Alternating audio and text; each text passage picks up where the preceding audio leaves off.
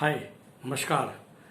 आज का वीडियो में मैं अपने थॉट शेयर कर रहा हूँ कि प्रियंका गांधी जो उत्तर प्रदेश में एक्टिव हुई हैं और अब बात चल रही है कि वो लखनऊ शिफ्ट हो जाएंगी, उनके क्या राजनीतिक प्रभाव रहेंगे मेरे हिसाब से।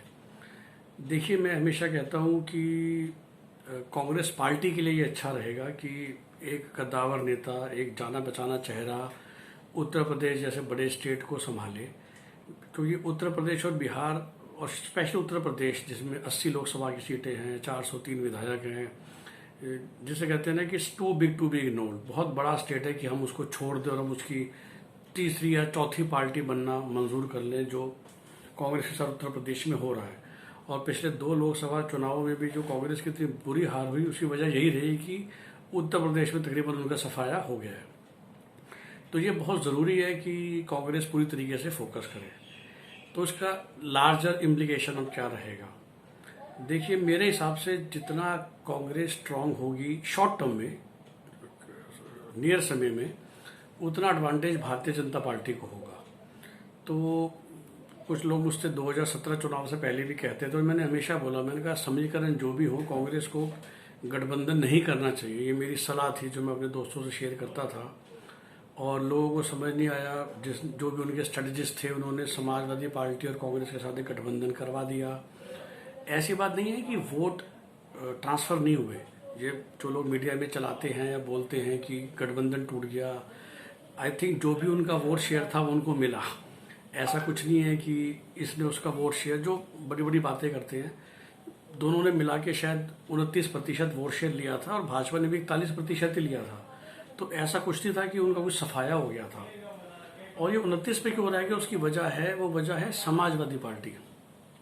देखिए, समाजवादी पार्टी हो गया, इंडियन नेशनल लोकदल हो गया, मैं जानबूझ के इंडियन नेशनल लोकदल का नाम ले रहा हूँ, बीजेपी का नाम नहीं ले रहा, लालू यादव जी की पार्टी हो गई। देखिए, ये जो पार्टी है ये बहुत ज़्यादा वोट बैंक की पॉलिटिक्स करती है, और मैं अलग वीडियो में शेयर करूँगा कि ये वोट बैंक की पॉलिटिक्स होती क्या है। उस वोट बैंक की पॉलिटिक्स की वजह से जो इनका वोट बैंक होता है वो इनके साथ पूरी तरीके से होता है, और जो इनका वोट बैंक नहीं होता है या जो उसके अगेंस्ट होता है वो इनके एक तरह से दुश्मन हो जाता है। तो वो आपसे न्यूट्रल नहीं रहता। तो मैंने बोला कि डिटेल आप डिस्क्रिप्शन पे मैं आपको दूसरा लिंक डाल दूंगा, क्योंकि वरना ये वीडियो बहुत लंबा हो जाएगा। कि अब समाजवादी पार्टी एक वोट बैंक पे चलती है। वो वोट बैंक है MY, जो हम सब जानते हैं, which is Muslim and Yadav.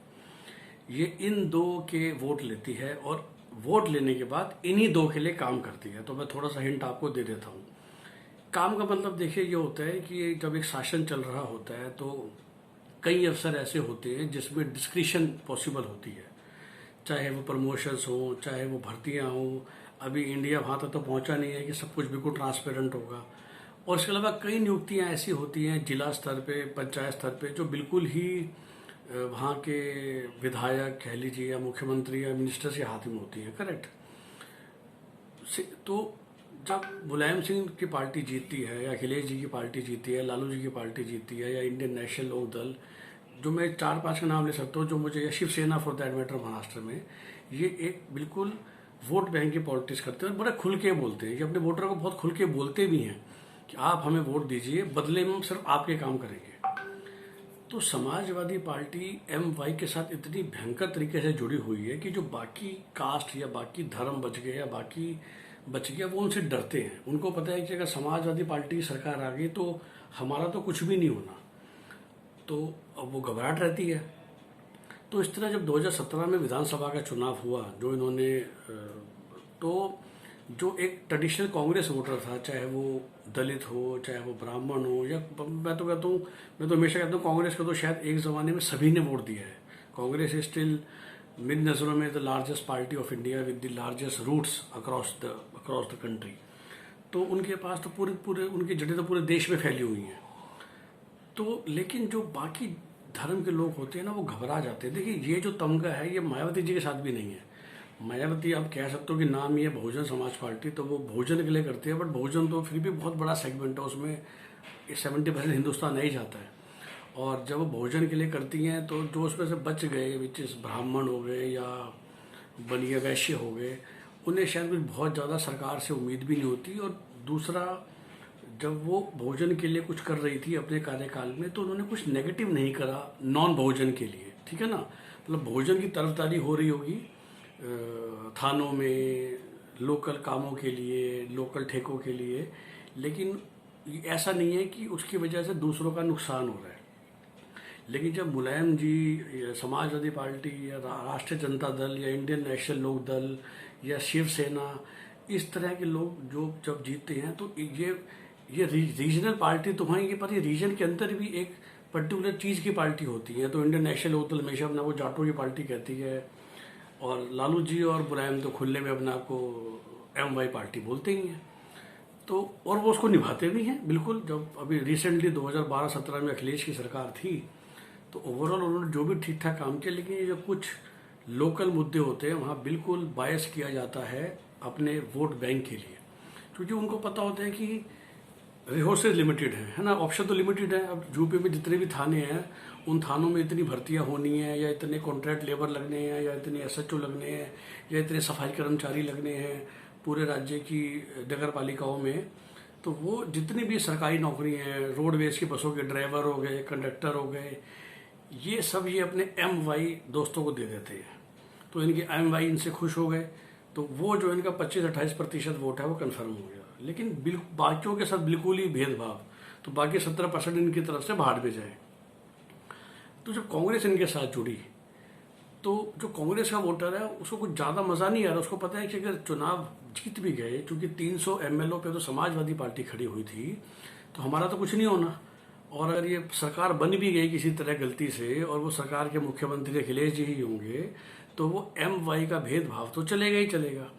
तो जो कांग्रेस का भी ट्रेडिशनल वोटर था, जिसने 20 साल पहले 30 साल पहले कांग्रेस को वोट दिया भी होगा, उनके लिए अब कांग्रेस को वोट देने का कोई फायदा नहीं बचा उत्तर प्रदेश में। तो उन्हें लगता है कि भाई इससे अच्छा तो भाजपा है, कम से कम भाजपा न्यूट्रल तो रहेगी, वो किसी ऐसा तो नहीं करेगी ना। भाजपा का भी शायद बायस रहता है एक धर्म के अगेंस्ट, उसको बोलने में मुझे कोई इतराज नहीं है, लेकिन फिर भी जितनी मेरी जानकारी है वो लोकल स्तर के लेवल पे ऐसा भेदभाव नहीं करते। लेकिन ये 3-4 पार्टी आई हैं जो बहुत खुल के करती है। तो समाजवादी पार्टी के साथ जुड़ना सबसे बड़ा नुकसान हुआ कांग्रेस का। अगर कांग्रेस बहुजन समाज के साथ भी जुड़ती तो इतना नुकसान नहीं होता, क्योंकि बहुजन समाज पार्टी की भी छवि वैसी नहीं है। वो दलितों की पार्टी है, लेकिन दलित जो मैंने कहा कि वो बहुत बड़े समूह को अपने अंदर ले लेते हैं।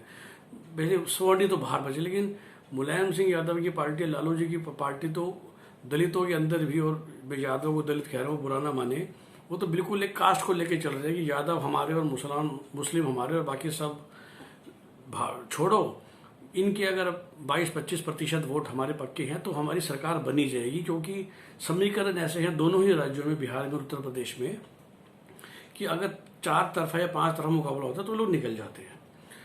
तो इस वजह से कांग्रेस की हार हो गई बुरी तरीके से 2017 के विधानसभा चुनाव में। और वो जो तैयारी पिछले 2 साल से कर रहे थे, 15 से 17 तक, कि वापस से हम खड़ा करें अपने आप को उत्तर प्रदेश में, वो नहीं कर पाए। तो मेरा मानना यह है कि अब 2022 के चुनाव में उनको वही करना चाहिए कांग्रेस को जो 2017 में उन्होंने करने का सोचा था, कि कम से कम 403 विधानसभा में EVM में कांग्रेस का, जैसे कहते हैं, पंजा तो होना चाहिए। कम से कम कांग्रेस का चुनाव चिन्ह हर एक EVM पे होना चाहिए मेरे हिसाब से। 403 कैंडिडेट ये चुने, 400 हर विधानसभा में इनका एक पूरा स्ट्रक्चर तैयार हो पाए, जिला कमेटियां बन पाए, बूथ कमेटियां बन पाए, बूथ पे कैप्टन पहुंचे। तो 2022 का चुनाव तो शायद प्रियंका जी के चेहरे को रखते हुए अगर कांग्रेस इतना भी अचीव कर लेती है कि दोबारा से पूरा राज्य उनको पहचानने लग जाए और सीरियसली लेने लग जाए, तो जो मैंने बोला शॉर्ट टर्म में ये होगा कि शायद 2022 में प्रियंका जी के आने की वजह से भाजपा की जीत और प्रचंड हो जाएगी, क्योंकि जो नॉन भाजपा वोटर है वो बढ़ जाएगा। देखिए, नॉन भाजपा वोटर में कुछ कांग्रेस वोटर भी, जो मैं बोला कुछ Bhajpa voter Congress voter same है, कुछ क्षत्रिय हो गया, स्वर्ण हो गया, जो दोनों को वोट देना चाहते हैं, दलित भी दोनों को वोट देना चाहते हैं। जैसा मैंने अभी कहा कि वो तो समाजवादी पार्टी से दूर रहना चाहते थे, लेकिन फिलहाल उनको ये कॉन्फिडेंस नहीं आएगा कि क्या कांग्रेस जीत पाएगी, तो लोग जीतने वाले कैंडिडेट को वोट देना चाहते हैं। तो 2022 में शायद भाजपा और प्रचंड बहुमत से जीत जाएगी, शायद 350 सीटें पार कर जाएगी अगर कांग्रेस सीरियस फाइट देती है उत्तर प्रदेश में। लेकिन चाहे वो 2024 का लोकसभा हो और जब उसके बाद 2027 का विधानसभा, आई थिंक तब कांग्रेस एक सशक्त पार्टी के रूप में उभर पाएगी, क्योंकि जो कम से कम MY का जो M कॉम्बिनेशन है, अगर उसको ये महसूस होने लगेगा कि भाई समाजवादी पार्टी अब हमारे हितों की रक्षा नहीं कर सकती, जिस तरह से वहाँ पर प्रोजेक्ट किया जाता है, तो वो जो M वोटर है वो अपने आप को शिफ्ट कर लेगा कांग्रेस की तरफ। पर वो तभी शिफ्ट करेगा जब उसे ऐसा लगे कि कांग्रेस की कम से कम इतनी स्थिति तो है कि वो भाजपा को टक्कर दे सकती है। मैं कई लोगों से बात करता हूँ, मेरे अच्छे मित्र हैं, मैं खुद यूपी बहुत जाता हूँ, बिहार बहुत जाता हूँ अपने काम के सिलसिले में, और मैं मुस्लिम दोस्तों से खुल के बात करता हूँ। और बड़ा ये कुछ चीज़ छुपी नहीं है कि जो मर्जी बोल ले। देखिए, शायद ही कुछ मुट्ठी में आप गिन सकते हो मुस्लिम्स को जो भाजपा को वोट देते होंगे। तो जब मैं उनसे बात करता हूँ, और मैं उस बारे में नहीं जानना चाहता कि वो क्यों नहीं देते, पर वो नहीं देंगे, और उनका एकमात्र लक्ष्य ये रहता है कि उसको वोट देना है जो भाजपा को कुर्सी से दूर रख सकते हैं। तो जब मैं आज बात करता हूँ इवन टुडे कि भाई आपकी पहली पसंद क्या है, तो एक झटके में आवाज़ निकलती है साइकिल। तो यूपी के मुसलमान से बात करता हूँ तो साइकिल, और बिहार के मुसलमान से बात करता हूँ तो लालटेन। वो तो चुनाव से इनसे बात करते हैं, उनको तो पार्टी का नाम भी याद नहीं रहता, और बड़ा सिंपल वजह है कि उनको ये लगता है कि यही पार्टी है। तो जब सत्ता में थी तो उन्होंने हमारा ध्यान रखा, और विपक्ष में भी है तो हम इनके पास जा सकते हैं, और यही है जो हमारे हितों की रक्षा करती है, और यही है जो भाजपा को टक्कर देने की हैसियत में है अपने अपने राज्य में। तो चाहे वो उत्तर प्रदेश हो, चाहे वो बिहार हो, अगर कांग्रेस को दोबारा रिवाइव करना है तो कांग्रेस को वो जो M वोटर है, जो लालू जी और मुलायम जी ने छीन लिया है, वो उनसे वापस लेकर आना है। उसके अलावा कुछ दलित वोट, कुछ वैसे भाजपा के वोट कांग्रेस के पास वापस आएंगे, तो कांग्रेस भी फिर धीरे धीरे करके 35-40% वोट शेयर पे पहुंच जाएगी, और एक सशक्त विपक्ष शॉर्ट टर्म में, जो मैंने कहा। और शायद अगले चुनाव में आते आते जो बिहार में आएंगे 2025 में, या उत्तर प्रदेश में आएंगे 2027 में, तो कोई बड़ी बात नहीं, कांग्रेस वहां पर भी सरकारें बनाने में दोबारा से सक्षम हो। पर कांग्रेस को लॉन्ग टर्म सोचना चाहिए। कांग्रेस एक बहुत बड़ी पार्टी रह चुकी है, उनको ये छोटे मोटे गठबंधन करके 10-20 MLA जीत के मुझे लगता है कोई फायदा होता है। उनको सोचना चाहिए दोबारा कि कैसे हम अगले लोकसभा में या उससे अगले लोकसभा में, लेकिन हम 250 सीटें 300 सीटें खुद की लेकर आए। सिमिलरली कांग्रेस को सोचना चाहिए कि उत्तर प्रदेश, बिहार जैसे स्टेट में हम अपनी सरकारें इंडिपेंडेंटली कैसे बना सके, चाहे उसके लिए 5-7 साल लग जाए। Gujarat, Rajasthan, Madhya Pradesh, Chhattisgarh, Haryana, Punjab, for that matter Maharashtra, इन सब में कांग्रेस आज भी बहुत सशक्त है। सिर्फ यही 2 राज्य हैं जहां बिल्कुल पिछड़ गई है, और तीसरा बंगाल भी।